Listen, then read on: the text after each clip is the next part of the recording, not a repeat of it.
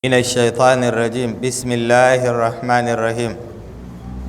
الحمد لله رب العالمين، وأصلي وأسلم على المبعوث رحمة للعالمين نبينا محمد وآله وصحبه والتابعين وتابعيهم بإحسان إلى يوم الدين. يا أيها الذين آمنوا اتقوا الله حق تقاته ولا تموتن إلا وأنتم مسلمون. يا أيها الناس اتقوا ربكم الذي خلقكم من نفس واحدة وخلق منها زوجها وبث منهما رجالا كثيرا ونساء واتقوا الله الذي تساءلون به والأرحام إن الله كان عليكم رقيبا. يا أيها الذين آمنوا اتقوا الله وقولوا قولا سديدا يصلح لكم أعمالكم ويغفر لكم ذنوبكم ومن يطع الله ورسوله فقد فاز فوزا عظيما. أما بعد فإن أصدق الحديث كلام الله، وإن خير الهدى هدى محمد صلى الله عليه وسلم، وشر الأمور محدثاتها فإن كل محدثة بدعة وكل بدعة ضلالة وكل ضلالة في النار. أعاذنا الله وأجارنا من النار. اللهم علمنا ما ينفعنا وانفعنا بما علمتنا وزدنا علما وعملا يا رب العالمين. وبعد، السلام عليكم ورحمة الله وبركاته. Yabo da godiya sun tabbata ga Allah mai girma da ɗaukaka, wadda cikin amincewansa ya ƙara tara mu a wannan masallaci namu mai albarka, Masjidu Bilal, wadda ke cikin Motor Park Jalingo, domin ci gaba da karatu kamar yadda muka saba.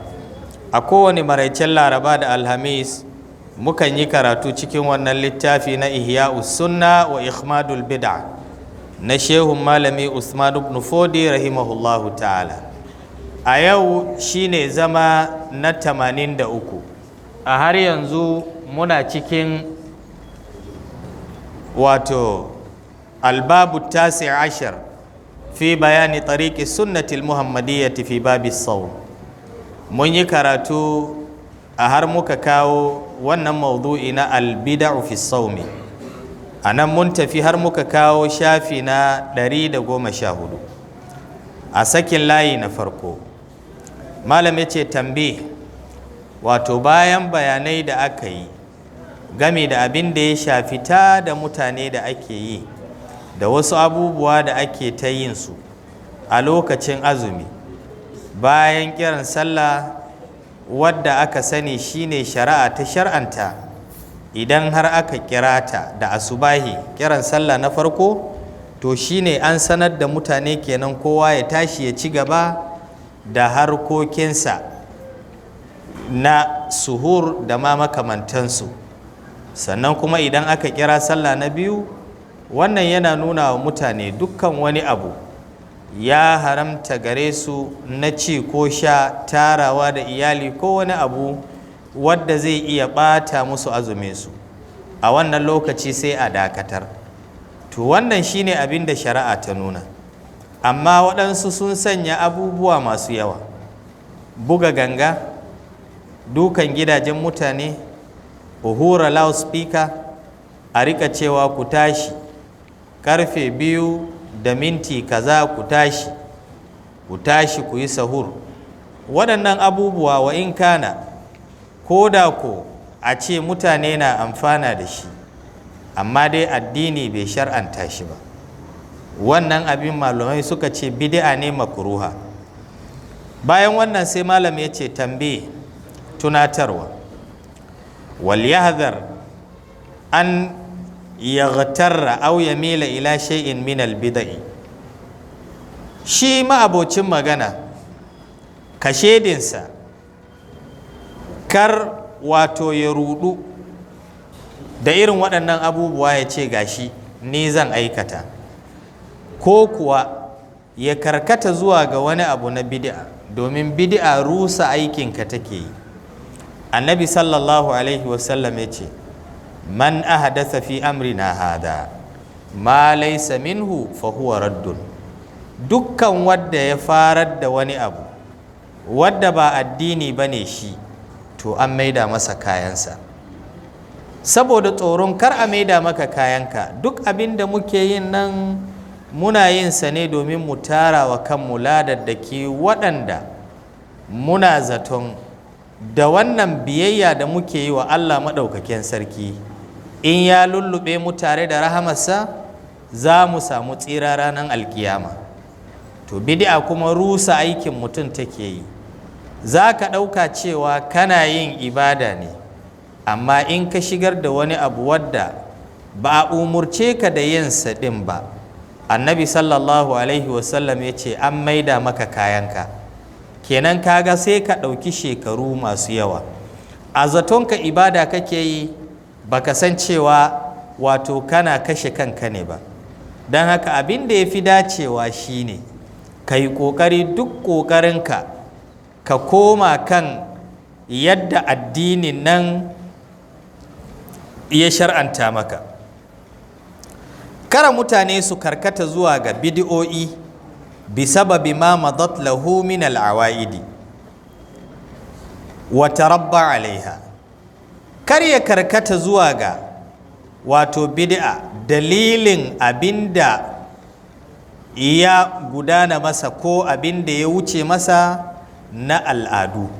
Ya ce a'a, ai mu al'adar mu a ƙasan nan kaza muke yi ko kaza muke yi, tun kaka da kakanni muna yin tashe, muna tada mutane domin su yi ibada, muna tada mutane domin su yi addini. To sai ka duba ka gani abin da kake yi din ya dace da addini. Idan ya dace da addini fa nima, idan bai dace ba to kai kokari ka bar shi. Fa inna zalika ko wa tarabba alaiha ko ko ya tashi a kai, fa inna zalika summun qatilun. Malam ya ce lallai yin haka wani dafi ne mai kisa. Idan ka sanya irin wannan tunani a cikin zuciyarka, to dafi ne mai kisa. Wa qalla man yaslamu min afatiha. Yace kaɗan ne daga cikin mutane waɗanda suke kubuta daga irin wannan cuta. Irin wannan cuta kaɗan ne daga cikin mutane. Ka iya gaya wa mutum ga abin da Allah ya faɗa, amma shi idan abin bai zo daidai da yadda zuciyarsa ke so ba, zai iya gaya maka cewa tun kafin a haife ka wannan abu muna aikata shi. Da yawa daga cikin mutane na yin haka. Ko kuma wani idan ya rena kuruwarka sai ya ce ma ba haka ba. Ko kuma idan ya rena shekarunka, ya san lokacin da aka haife ka, ya san lokacin da ka girma, ya san lokacin da ka tashi, idan ka faɗa sai ya rena shekarunka, sai ya ce maka a'a, to abin da ya karanta ɗin ya girme shi, ya girme ka. Abin da za ka duba kenan. Kar ka dube shi, kar ka dubi shekarunsa, kar ka dubi abin da yake tsakaninka da shi, kar ka dubi wani abu wadda yake gudana tsakanin wato kabilar ku da nashi, kar ka yi dubi zuwa ga abin da ya shafe shi ko ya shafe ka. A'a, ka dubi gaskiyar da ya faɗa. Manzon Allah sallallahu alaihi wasallam, Abu Huraira radiyallahu anhu, a lokacin da aka sanya shi ya jira abinci na zakafin da kai, shedan ya zo yana cin wannan abincin a siffar wani tsoho, ya kama shi ya ce zan kai ka ga annabi. Ya ce don Allah ka yi haƙuri, ni tsoho ne ba ni da abin da zan ci. Ya sake shi ya tafi. Washe gari da ya je, annabi ya ce Abu Huraira ka yi baƙo jiya, ya kuka yi? Ya ce ya Rasulallah, ya ce ba zai dawo ba. Ya ce ƙarya yake zai dawo. Dare ya sake zuwa, ya kama shi ya ce na rantse maka da Allah gobe ba zan dawo ba. Ya sake shi. Domin idan zuciyarka tana da kyau, za ka ɗauka kowa ma zuciyarsa haka ne. Kaga jiya ya rantse masa ya bar shi, to yanzu ya rantse masa, shi iya abin da yake zuciyarsa yana zaton alheri ga mumini, sai ya sake shi. Annabi ya ce masa ƙarya ya maka zai dawo. Da ya dawo da daddare ya zo ya sake yana ci, Abu Huraira ya kama shi ya ce wallahi ba zan kyale ka ba. Ya ce to dakata, zan gaya maka wani abu wadda in kayi ba za ka ƙara ganina ba. kana yin wannan abin ba za ka ƙara ganina ba. Ya ce menene? Ya ce in ka zo kwanciya ka karanci ayatul kursi, in ka karanci ayatul kursi ka kubuta daga gare ni, ba zan sake zuwa ba. To haka nan kuma aka yi, bai ƙara zuwa ba. Washe gari annabi sallallahu alaihi wasallam ya tambaye shi, ya ce ya aba huraira, ya kai da baƙonka jiya? Ya ce ya rasulallah, ya sake dawowa, amma na tambaye shi ko na kama shi, ya ce da ni idan na karanci ayatul kursi in na zo kwanciya ba zai zo inda nake ba. Annabi ya ce sadaqaka wa huwa kadhubun, ya gaya ma gaskiya duk da yake shi mai yawan ƙarya ne, maƙaryaci ne na hakika. To shedan in ya faɗi gaskiya, annabi sallallahu alaihi wasallam ya ce a ɗauki gaskiyar, to ina kuma ga wadda kake gani kai ka girme shi? Ina wadda kake gani kai wato abin nan kabilar ka ba irin nasa ba? Ina kai wadda kake ganin cewa shi din nan bai kai a ce ya gaya maka ba?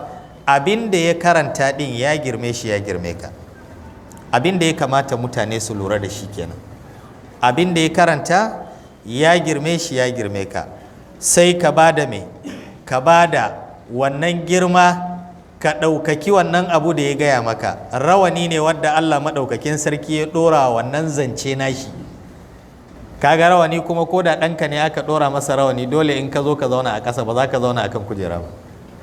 A lokacin da ake fada dai, in ya so in ya koma gida ya kwanta ya yi birgima a gabanka in ya ga dama. Amma kuma in aka zo fada, dole in rawani na kansa, in ka zo kai ma sai ka dunkula hannu ka ce Allah sai ne. To wannan shi ne. To abin da ya faɗa ɗin yana da rawani, kaga rawanin dole ne ka bashi me, ka bashi girma. Malam ya ce wa qad ra'aytu ba'd al-maghariba, ya ce haƙiƙa na ga waɗansu mutanen magharib, wa kana min al-balad alladhi yusahharuna fihi bin nafiri wal abwaqi. Ya ce a wannan gari shine garin da ni na gani, magharib Morocco kenan ko? Ya ce garin da na gani su idan suna yin tashe badujala suke bugawa, sannan kuma suna hura kakaki,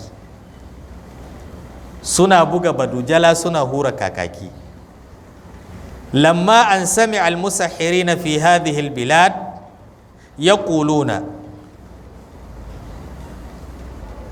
yayin da suka ji su masu yin tashen sai suka ji a wannan gari suna cewa tasahharu, ku yi sahur, wa kulu ku ci, wa sharabu ku sha. Qala ma hadhihi albid'a, wani daga cikin masu yin irin wannan tashe, kaga dai su suna yin wannan ko? Su suna yin irin nasu, amma da wani daga cikinsu ya ji a wani gari kuma ga yadda suke fada. In suka tashi sai su ce ku tashi ku ci, ku tashi ku sha, ku tashi ku yi sahur. Shi fa kar ka manta, ba fa faɗan yake yi ba, idan ya tashi ganga yake bugawa da kakaki yake hurawa. Amma da ya ji na wani ƙasa sai ya ce ya waɗannan suna wani bid'a. An fahimci bayani?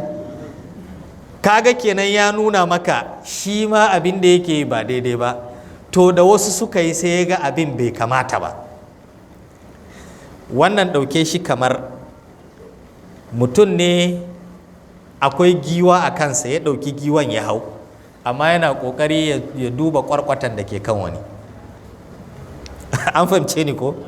Shi ma ba daidai yake yi ba, amma da ya ji wani abin da ake yi ba daidai ba, ya ce kai lallai abin fa sai a hankali. Ya ce ma hadhihi bid'a wa ankaraha, sai ya kyamace ta. Lasti inasihi bima tarabba alaihi, ba wai shi ya natsu ne da abin da ya tashi a kai ba, a'a, wa ma tarabba alaihi huwa aktharu shana'atan wa qubhan. Duk da yake dai abin da ya tashi a kai wannan ya fi muni, wa aqrabu ilal man'i, wannan shi ya fi kusata ma da a yi hani mimma an kara huhuna, dangane da abin da shi ya kiɗin ya kamata a ce an ƙina shi, ya ce maka ibada ne. Kar ku manta a baya mun karanta su fa badujalan suna hawa ne kan mina, akan hasumiya suke hawa, sai su yi ta bugawa suna hura kakaki ko, sannan in bayan azumi ya zo sai su sauka. Lokacin da suka taso suna hurawa, in sun zo kofar masallaci sai su ce ku yi shiru, ku ce mu girmama masallaci. To a cikin ramadana ya kamata su girmama masallaci aiko, tunda wata ne mai alfarma, wata ne wadda ake ninninka wa mutane ladansu, amma sun hau kan masallaci suna hurawa. Yanzu kuma sai suka zo suna cewa a girmama masallaci, a can ba su girmama ba, a yanzu ne suke girmamawa. Kaga abin nasu bai yi ba. Ko babu komi, kiɗa da waƙa, kiɗa da rawa, in ana yin sa shedanu ne suke zama a wannan wuri. To kaga nasu ne ya kamata, amma shi da ya ji wani abin bai zauna masa a zuciya ba, ya ce ga abin da waɗannan suke yi bai yi daidai ba. Waƙila wasu maluma suka ce inna tashira, lallai tashe ja'izun daidai ne a yi shi, walau bil buqati, koda da kakaki ne a yi ta hurawa, su suna ganin haka. Wa mimman ajaza zalika, cikin waɗanda suka sanya abin ya zama daidai ko suka ce daidai ne, akwai ibnu abdussalam, izzu dan abdussalam, shehun malami ibnu abdussalam, sannan da ibnu arafa, sannan akwai shehun malami al-ghabrini abul qasim. Al-ghabrini abul qasim sunansa ahmad bin ahmad bin ahmad, ahmad dan ahmad, sunansa ahmad, sunan baban shi ahmad, sunan kakan shi ahmad. Wannan wani babban malami ne a Tunisia, ya rasu a shekara ta 732 bayan hijira. To wannan malamin shi ma yana ganin cewa ba lallai ba laifi. Wa ilaihi mala al-burzuli, wani malami da ake kira, shehun malami da ake kira al-burzuli, shi ma yace daidai ne. To amma faɗin da suka yi daidai ne, ba zai yiwu a ce mun bi zantukansu mun tabbatar da wannan abin ba, domin abubuwa guda biyu.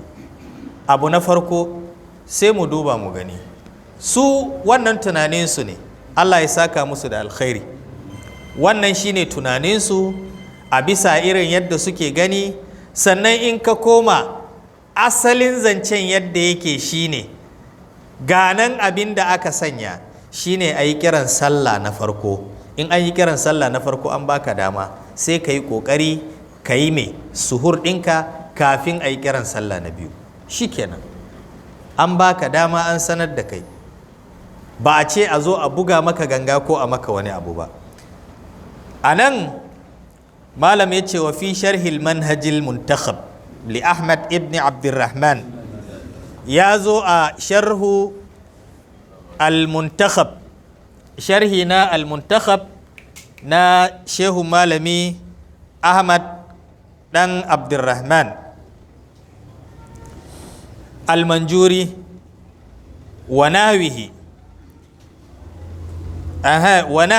في هذه المسألة التي فيها خلاف بالجواز والكراهة لا ينبغي أن يتصب أن ينتصب الرجل بخلاف الجماعة فيها.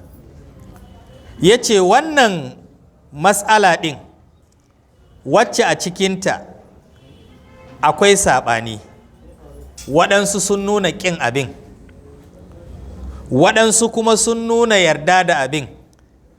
Ya ce to gaskiya baya dacewa a samu wani shehun malami, babban malami, a danganta shi da irin wannan zance ba. To malam zai amsa wannan bayani. Ya ce kultu, wane ne kenan? A Sheikh Usman ibn Fodi rahimahullahu ta'ala ya ce kultu, sai na ce yani ina nufi bidhalika da wannan saɓani khilaful i'tiradi ala sabili tashdidi, saɓani wato na ƙin abin a bisa hanyar tsanantawa. Ai sun tsananta ne, sun nuna haka baya dacewa. La ala sabilin nushi, ba wai akan hanya ta nasiha ba.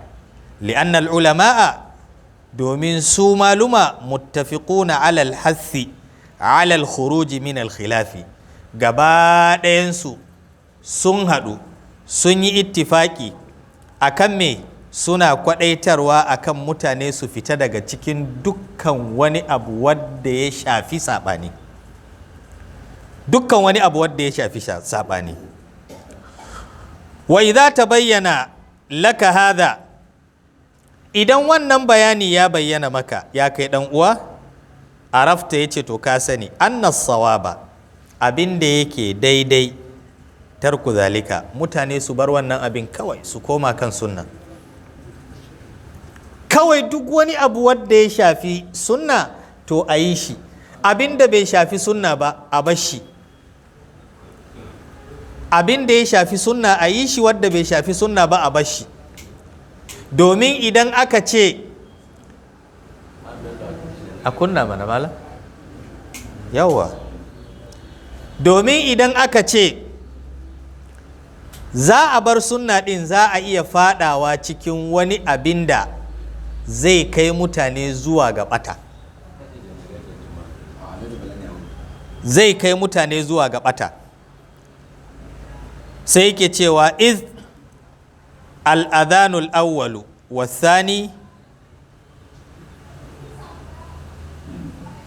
qad u'niya anhu kama marra fi kalami sahibil madkhal. Qad ughniya anhu, afwan, yace inda ya kasance kiran sallah na farko da kiran sallah na biyu ya wadatar masa shi mai yin sahur, kamar yadda bayani ya gabata, shi kenan baya bukatan wani abu bayan wannan. Tunda an ce za a yi kiran sallah na farko a cikin yanki na dare, za a yi kiran sallah na biyu a ƙarshen dare, shi kenan to me ko mutane suke nema? Babu wani abu da mutane suke nema bayan wannan. Duk wani abu kenan wadda ya zo bayan wannan, to shi ɗin yana zuwa ne a bisa soye-soyen zukatan mutane. Duk kuma abin da ya zo a cikin son zuciya na ɗan adam, aka sanya shi a cikin addini, to wannan abin ba addinin ba ne, balma dai zai iya kai mutum zuwa ga rasa wasu abubuwa masu yawa. Ɗaya kenan. Sannan abu na biyu, idan ka ɗora mutane akan ɓata, to daga ranar da ka fara ɗora su har zuwa ran da za ka koma ga Allah, kai gaba ɗayansu matuƙar ka koma ga Allah, su suna raye suna amfani da wannan ɓatan, kana samun kamisho, kana samun kamisho a cikin kabarinka. Kaga kenan wannan ba daidai ba ne. Wani malami yana ba da labari, ya ce akwai wani bawan Allah wadda ya rasu. Wannan bawan Allah ya rasu, sai aka kai shi aje a binne shi. Abin mamaki, sun tona rami sai suka ga wani maciji ya fito a ciki, gaba ɗaya suka gudu. Macijin ya koma, suka sake mai da ƙasa. Aka sake zuwa gaba, aka tona wani rami, aka ga wani maciji ya fito a ciki. Aka sake tona wani, sai aka ga wani maciji ya fito a ciki, kawai sai suka sa shi a hakan. Macijin bai damu da kowa ba, ana sa shi sai ya zo ya nannaɗe wannan gawar, da haka suka binne shi. Ana tsaye a wurin, sai waya ta yi ƙara. Da ta yi ƙara, sai abokinsa ya ɗauka ya duba, ya ce kai, sai ya yi shiru. Can wani ma ya duba, ya ce kai, ya yi shiru, bai ce komai ba. Sai suka tashi suka kama hanya suka tafi. bayan sun tafi sai suka je suke gaya wa limaminsu menene dalilin da ya sa wannan macizan nan suka yi ta fita a cikin ramukan nan. Limamin ya ce to Allah ne ya fi sanin abin da ya sa hakan ya kasance, amma shi a nashi tunani wannan bawan Allah kamar akwai abin da ya mummuna wadda ya ɗora mutane a kai. Ku ne abokansa, watakila za ku sani. Sai ɗayan ya ce babu shakka imam, lokacin da muke makabarta ina tsaye a kan kabarinsa ka ji na ɗanyi wani abin nan haka. Ya ce ƙwarai na ji kamar ka ɗanyi wani abu na ban mamaki haka, wani abu ya baka mamaki. Ya ce abokina ma ya yi haka. Ya ce ƙwarai. Ya ce to ko ka san menene? Ya ce a'a. Ya ce wani website ne bawan Allah nan ya shiga, sannan website ɗin nan yana da auto renewal, ko kana da kuɗi ko baka da kuɗi zai yi ta renewing ne, kowane wata zai yi renewing. In ka riga ya kayi rajista, duk waɗanda suke abokanka ka yi abota da su a social media, wannan website ɗin zai tura musu saƙo na batsa,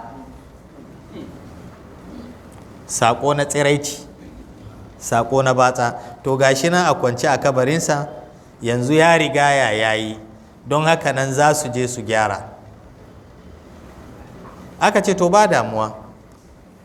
Suka tafi domin su gyara, sai aka ce da su to akwai wani password wadda ake sawa, babu wadda ya sani sai shi kadai.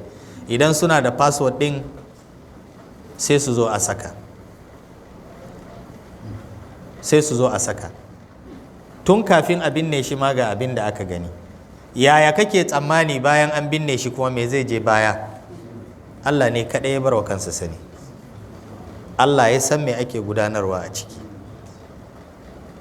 Kawai abin da aka ce da su shine za a yi kokari, domin sun nema ne a abin nan din website din, har suka sami namban waya suka kira waɗanda suka yi designing na password din ko website din, suka ce abin da kawai za su iya yi musu shine idan shekarar nan ta ƙare ba za a yi renewing ba,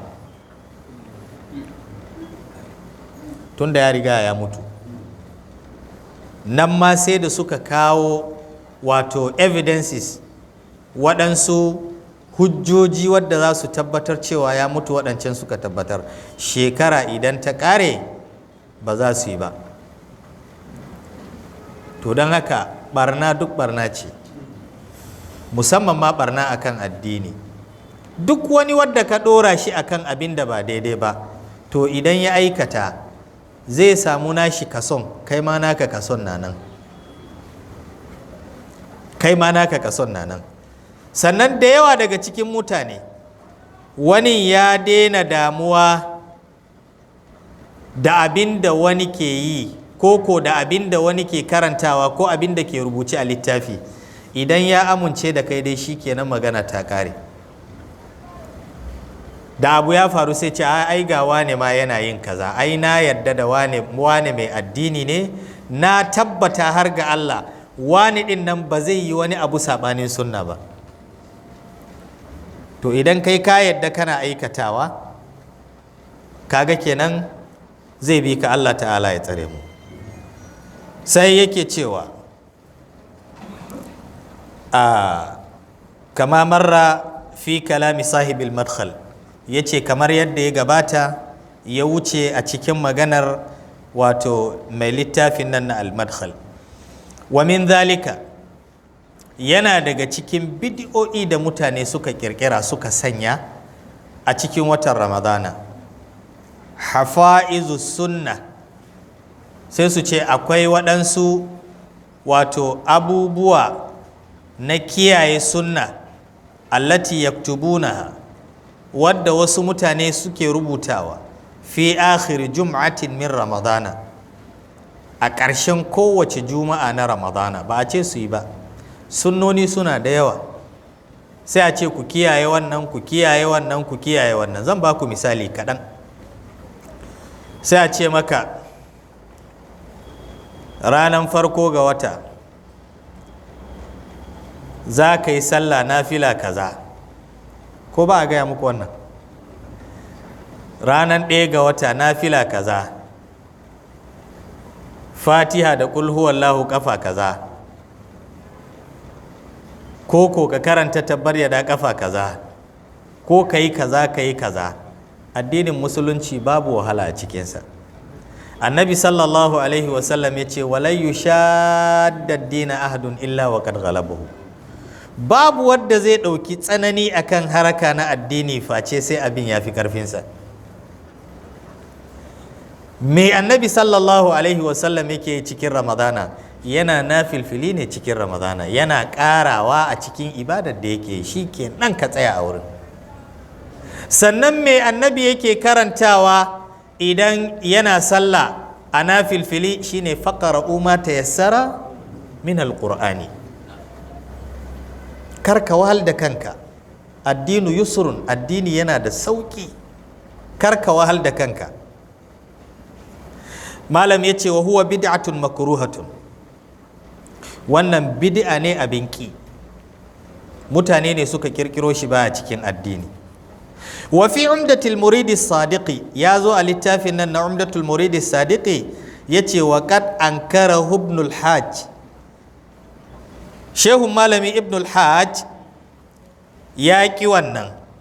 Menene hafa'izus sunna, wadda suke ce kiyaye sunna, allati yaktubunaha, wadda suke rubuta ta fi akhir jum'atin min ramadana, a ƙarshen kowace juma'a ta ramadan, sai su ce ai ya kamata tunda an yi kaza an yi kaza an yi kaza, to a yanzu ga nafilfili da za ku yi, ga adadin abin da za ku karanta, in kun yi ruku'i ga abin da za ku faɗa, in kun yi sujada ga abin da za ku faɗa. Waɗannan abubuwa gaba ɗaya bid'o'i ne, wa balagha fiha ghayatal mubalagha. Sannan kuma wato su rubuta sai kuma su yi wato su tsanani.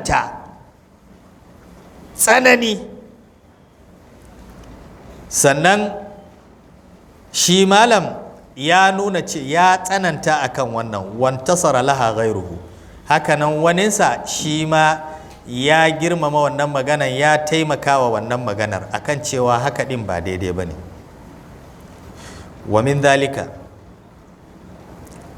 yana daga cikin abin da kuma mutane suka kirkiro shine ijtima'un nasi li khatmil qur'ani fi lailati 27 min ramadan.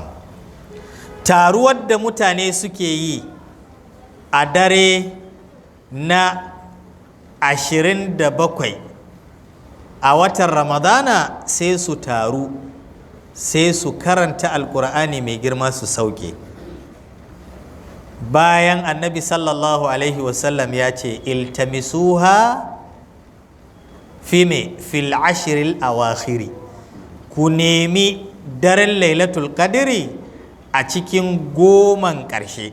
Ta iya yiwuwa wannan wata ya zama a 27 ne, wata watar zai iya yiwuwa 21 ne, wani shekaran zai iya yiwuwa 21 ne, a wani shekaran zai iya yiwuwa